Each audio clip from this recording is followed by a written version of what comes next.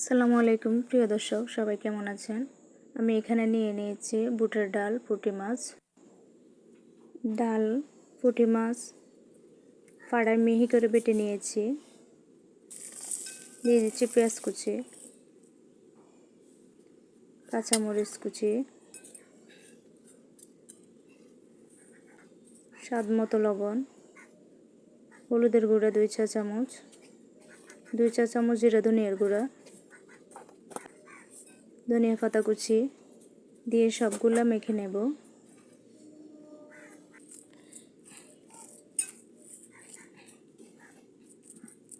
একটা প্যানে তেল দিয়ে ভেজে নিয়েছি। সবাই বলবেন কেমন হয়েছে। সবাই বাসায় ট্রাই করবেন, এভাবে বানিয়ে ফেললে বাচ্চারাও খেতে পারে। একদম মুচমুচে করে ভেজে নিয়েছি। এভাবে বানিয়ে ফেললে গরম ভাতের সাথে খুবই ভালো লাগে।